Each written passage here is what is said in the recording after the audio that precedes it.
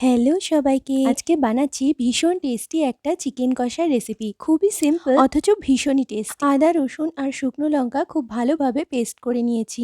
এবার কড়াইতে সর্ষের তেল গরম করে আলুর টুকরোকে ভেজে তুলে রাখছি। ওই তেলে ফোড়ন দিয়ে দিচ্ছি কিছুটা মেথি, দুটো তেজপাতা আর বেশ খানিকটা ঝিরিঝিরি করে কেটে নেওয়া পেঁয়াজ। পেঁয়াজটা কিছুক্ষণ ভালোভাবে ভেজে নিয়ে ধুয়ে পরিষ্কার করে রাখা চিকেনটা এর মধ্যে দিয়ে দেবো। পেঁয়াজের সাথে চিকেনটাকে ব্রাউন কালার চলে আসা অবধি খুব ভালোভাবে ভেজে নিতে হবে। এরপরে যে মশলাটা পেস্ট করে রেখেছিলাম সেটাকে দিয়ে দিলাম। হলুদ গুঁড়ো, অল্প একটু জিরের গুঁড়ো আর বেশ খানিকটা লঙ্কার গুঁড়ো দিয়ে স্বাদ মতো নুন দিয়ে খুব ভালো করে কষিয়ে নিয়ে ভেজে রাখা আলুগুলোকে দিয়ে দেবো। সাথে দুটো তিনটে গন্ধরাজ লেবুর পাতা ছিঁড়ে দিয়ে দিয়েছি। আর এই লেবু পাতাগুলোই চিকেনের টেস্টটা এতটা বাড়িয়ে দেয়। ভালো করে কষিয়ে নিয়ে পরিমাণ মতো গরম জল দিয়ে আলু আর মাংসটাকে ঢেকে সিদ্ধ করে নিয়ে শেষে গরম মশলা, ঘি আর আরও একটু লেবু পাতা কুচি ছড়িয়ে নামিয়ে নিলাম। ভাত, লুচি, পরোটা, রুটি সবকিছুর সাথেই কিন্তু দারুণ লাগবে।